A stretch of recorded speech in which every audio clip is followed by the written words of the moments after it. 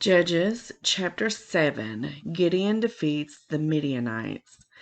Early in the morning, Jerubbaal, that is Gideon, and his men camped at the spring of Harod. The camp of Midian was north of them in the valley near the hill of Moriah. The Lord said to Gideon, "You have too many men. I cannot deliver Midian into their hands, or Israel would boast against me. My own strength has saved me. Now announce to the army, anyone who trembles with fear may turn back and leave Mount Gilead." So 22,000 men left, while 10,000 men remained. But the Lord said to Gideon, "There are still too many men. Take them down to the water, and I will thin them out for you there. If I say, 'This one shall go with you,' he shall go.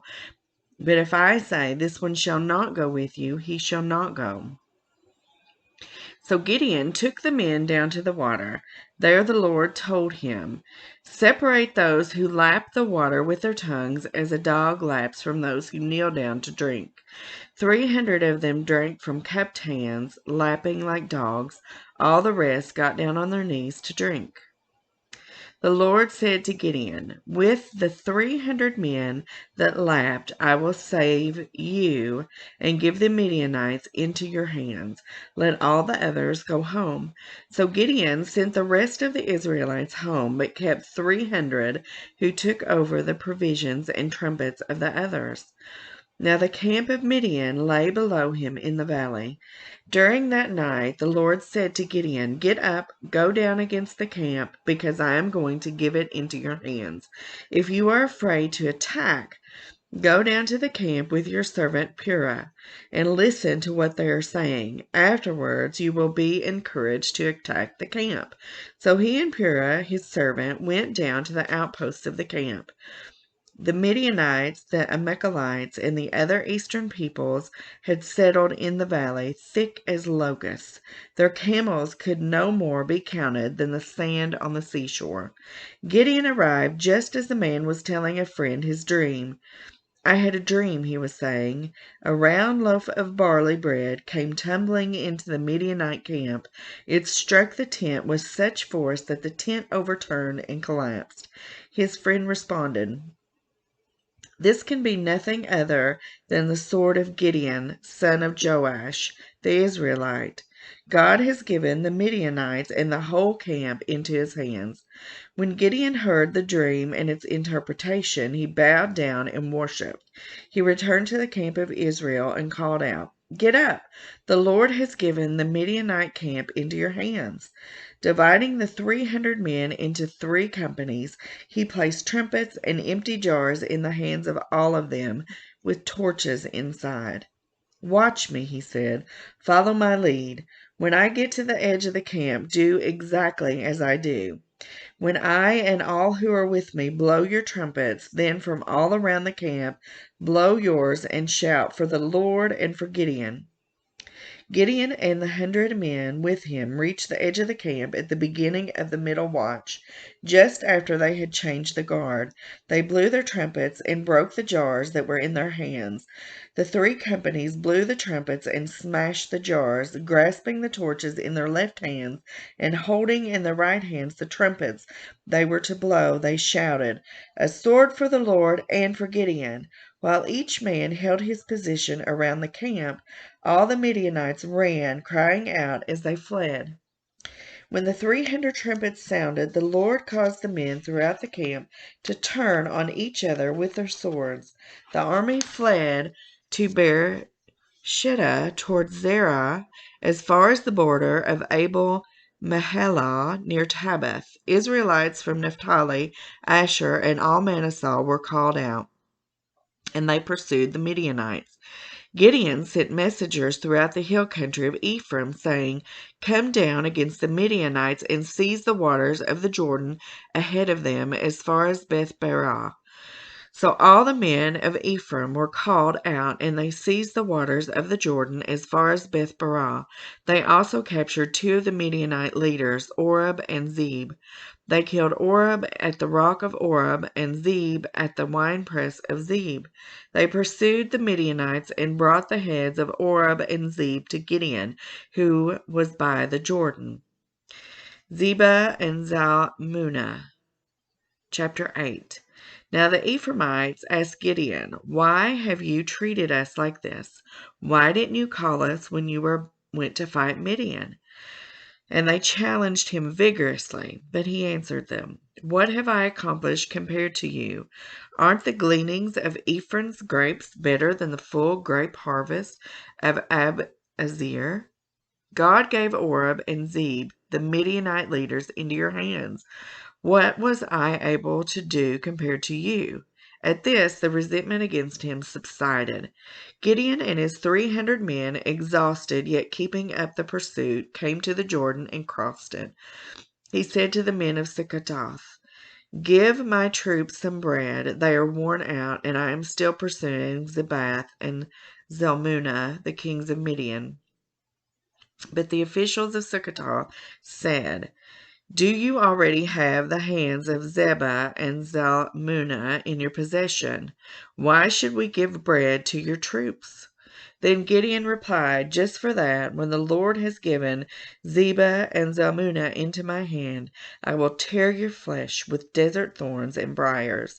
From there he went up to Peniel and made the same request of them, but they answered as the men of Succoth had. So he said to the men of Peniel, "When I return in triumph, I will tear down this tower." Now Zebah and Zalmunna were in Karkor, with a force of about 15,000 men. All that were left of the armies of the eastern peoples, 120,000 swordsmen, had fallen. Gideon went up by the route of the nomads east of Nobah and Jogbehah and attacked the unsuspecting army. Zebah and Zalmunna, the two kings of Midian, fled, but he pursued them and captured them, routing their entire army. Gideon, son of Joash, then returned from the battle by the pass of Heres. He caught a young man of Succoth and questioned him, and the young man wrote down for him the names of the 77 officials of Succoth, the elders of the town. Then Gideon came and said to the men of Succoth, "Here are Zebah and Zalmunna, about whom you taunted me by saying, 'Do you already have the hands of Zebah and Zalmunna in your possession? Why should we give bread to your exhausted men?'" He took the elders of the town and taught the men of Succoth a lesson by punishing them with desert thorns and briars. He also pulled down the tower of Peniel and killed the men of the town. Then he asked Zebah and Zalmunna, "What kind of men did you kill at Tabor?" "Men like you," they answered, "each one with the bearing of a prince." Gideon replied, "Those were my brothers, the sons of my own mother. As surely as the Lord lives, if you had spared their lives, I would not kill you." Turning to Jether, his eldest son, he said, "Kill them." But Jether did not draw his sword because he was only a boy and was afraid. Zebah and Zalmunna said, "Come, do it yourself. As is the man, so is his strength." So Gideon stepped forward and killed them and took the ornaments off their camels' necks. Gideon's ephod. The Israelites said to Gideon, "Rule over us, you, your son, and your grandson, because you have saved us from the hand of Midian." But Gideon told them, "I will not rule over you, nor will my son rule over you. The Lord will rule over you." And he said, "I do have one request, that each of you give me an earring from your share of the plunder." It was the custom of the Ishmaelites to wear gold earrings. They answered, "We will be glad to give them." So they spread out a garment, and each of them threw a ring from his plunder onto it. The weight of the gold rings he asked for came to 1,700 shekels, not counting the ornaments, the pendants, and the purple garments worn by the kings of Midian, or the chains that were on their camels' necks. Gideon made the gold into an ephod, which he placed in Ophrah, his town. All Israel prostituted themselves by worshiping it there, and it became a snare to Gideon and his family. Gideon's death. Thus Midian was subdued before the Israelites and did not raise its head again. During Gideon's lifetime, the land had peace 40 years. Jerubbaal, son of Joash, went back home to live. He had 70 sons of his own, for he had many wives. His concubine, who lived in Shechem, also bore him a son, whom he named Abimelech. Gideon, son of Joash, died at a good old age and was buried in the tomb of his father Joash in Ophrah of the Abiezrites. As soon as Gideon had died, then the Israelites began again prostituted themselves to the Baals. They set up Baal Berith as their god, and did not remember the Lord their God, who had rescued them from their hands of all their enemies on every side. They also failed to show any loyalty to the family of Jerubbaal, that is Gideon, in spite of all the good things he had done.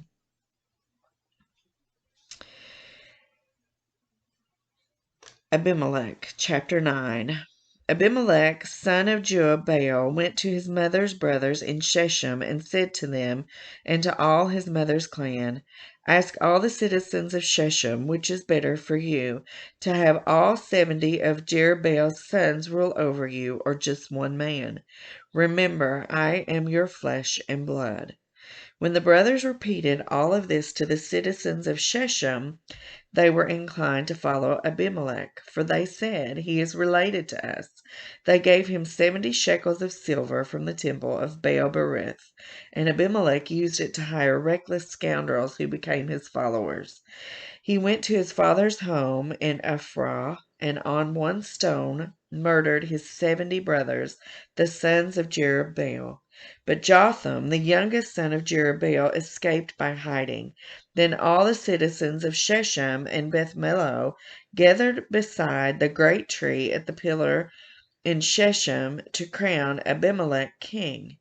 When Jotham was told about this, he climbed up on the Mount Gerizim and shouted to them, "Listen to me, citizens of Shechem, so that God may listen to you." One day the trees went out to anoint a king for themselves. They said to the olive tree, "Be our king." But the olive tree answered, "Should I give up my oil, by which both gods and humans are honored, to hold sway over the trees?" Next the tree said to the fig tree, "Come and be our king." But the fig tree replied, "Should I give up my fruit, so good and sweet, to hold sway over the trees?" Then the trees said to the vine, "Come and be our king." But the vine answered, "Should I give up my wine, which cheers both God and humans, to hold sway over the trees?" Finally, all the trees said to the thorn bush, "Come and be our king."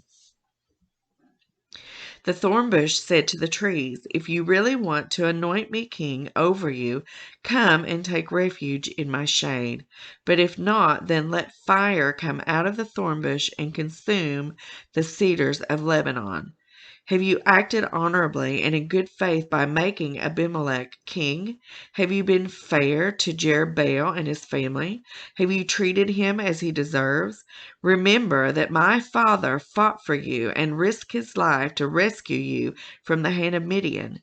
But today you have revolted against my father's family. You have murdered his 70 sons on a single stone, and have made Abimelech, the son of his female slave, king over the citizens of Shechem, because he is related to you. So you have acted honorably and in good faith toward Jerubbaal and his family today. If you have, may Abimelech be your joy, and may you be his too. But if you have not, let fire come out from Abimelech and consume you, the citizens of Shechem and Beth Millo, and let fire come out from you, the citizens of Shechem and Beth Millo, and consume Abimelech. Then Jotham fled, escaping to Beer. He lived there because he was afraid of his brother Abimelech. After Abimelech had governed Israel 3 years, God stirred up animosity between Abimelech and the citizens of Shechem, so they acted treacherously against Abimelech. God did this in order that the crime against Jerubbaal's 70 sons, the shedding of their blood, might be avenged by their brother Abimelech, and on the citizens of Shechem who had helped him murder his brothers. In opposition to him, these citizens of Shechem set men on the hilltops to ambush and rob everyone who passed by, and this was reported to Abimelech. Now Gal, son of Ebed, moved with his clan into Shechem, and its citizens put their confidence in him. After they had gone out into the fields and gathered the grapes and trodden them, they held a festival in the temple of their God. While they were eating and drinking, they cursed Abimelech. Then Gal, son of Ebed, said, Who is Abimelech, and why should we Shechemites be subject to him? Isn't he Jerubbaal's son, and isn't Zebul his deputy? Serve the family of Hamor, Shechem's father. Why should we serve Abimelech? If only his people were under my command, then I would get rid of him. I would say to Abimelech, Call out your whole army. When Zebul, the governor of the city, heard what Gal, son of Ebed, said, he was very angry. Under cover, he sent messengers to Abimelech, saying, Gal, son of Ebed, and his clan have come to Shechem and are stirring up the city against you. Now then, during the night, you and your men should come and lie in wait in the fields. In the morning at sunrise, advance against the city. When Gal and his men come out against you, seize the opportunity to attack them. So Abimelech and all his troops set out by night and took up concealed positions near Shechem in 4 companies. Now Gal, son of Ebed, had gone out and was standing at the entrance of the city gate, just as Abimelech and his troops came out from their hiding place. When Gal saw them, he said to Zebul, Look, people are coming down from the tops of the mountain. Zebul replied, You mistake the shadows of the mountains for men. But Gal spoke up again. Look, people are coming down from the central hill, and a company is coming from the direction of the diviner's tree. Then Zebul said to him, Where is your big talk now, you who said, Who is Abimelech, and that we should be subject to him? Aren't these the men you ridiculed?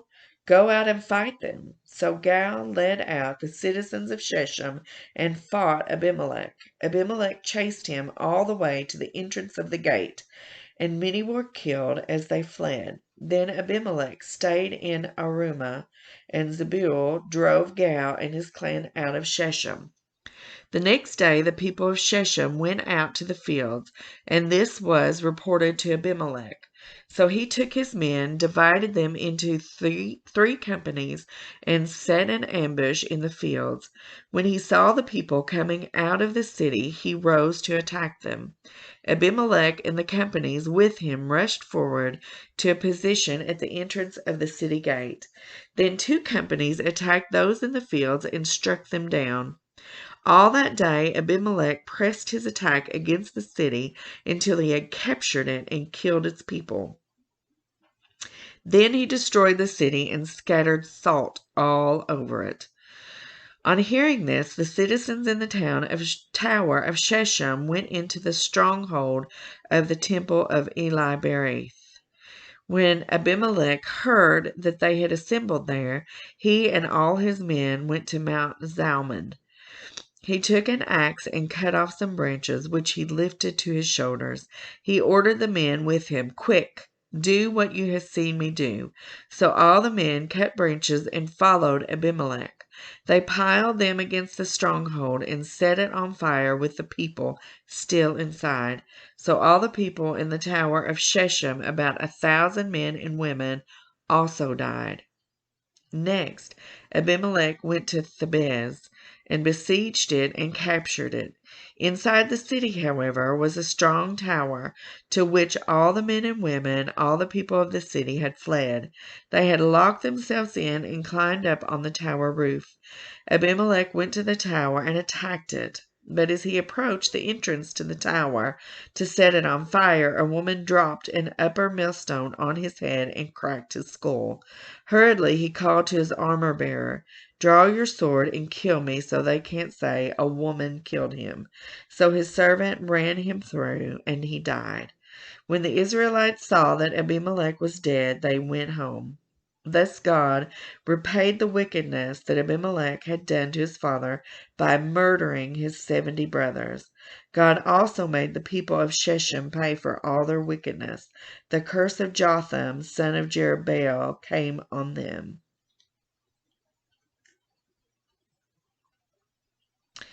Tola, chapter 10.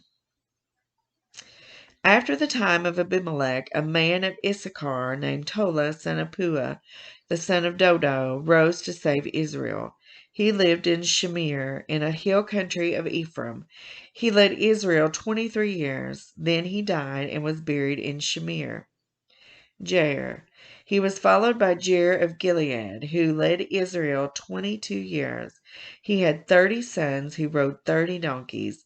They controlled 30 towns in Gilead, which to this day are called Havoth Jair.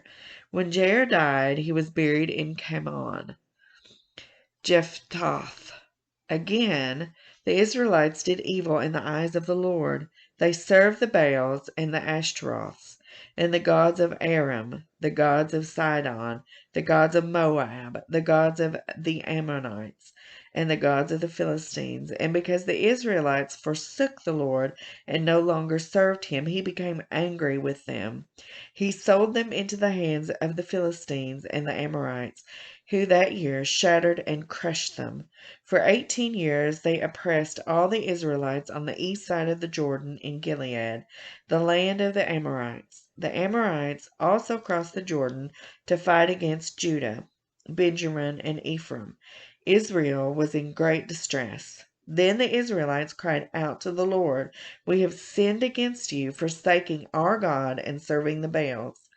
The Lord replied, "When the Egyptians, the Amorites, the Ammonites, the Philistines, the Sidonians, and the Amalekites, and the Moabites oppressed you and cried to me for help, did I not save you from their hands?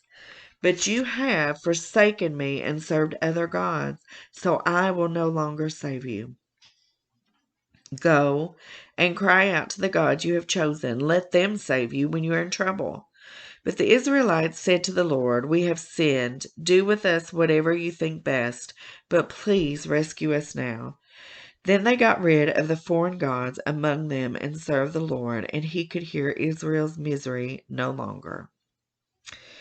When the Amorites were called to arms and camped in Gilead, the Israelites assembled and camped at Mizpah. The leaders of the people of Gilead said to each other, "Whoever will take the lead in attacking the Amorites will be head over all of who live in Gilead." Chapter 11. Jephthah the Gileadite was a mighty warrior. His father was Gilead. His mother was a prostitute. Gilead's wife also bore him sons, and when they were grown up, they drove Jephthah away. "You are not going to get any inheritance in our family," they said, "because you are the son of another woman." So Jephthah fled from his brothers and settled in the land of Tob, where a gang of scoundrels gathered around him and followed him.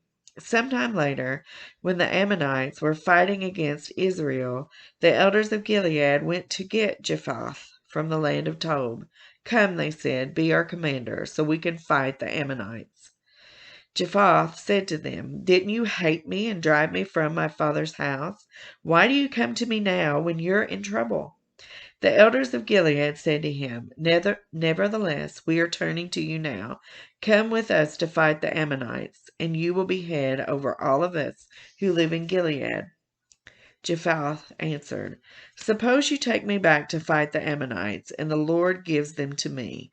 Will I really be your head?" The elders of Gilead replied, "The Lord is our witness. We will certainly do as you say." So Jephthah went with the elders of Gilead, and the people made him head and commander over them. And he repeated all his words before the Lord in Mizpah. The Jephthah sent messengers to the Ammonite king with the question, "What do you have against me that you have attacked my country?" The king of the Ammonites answered Jephthah's messages.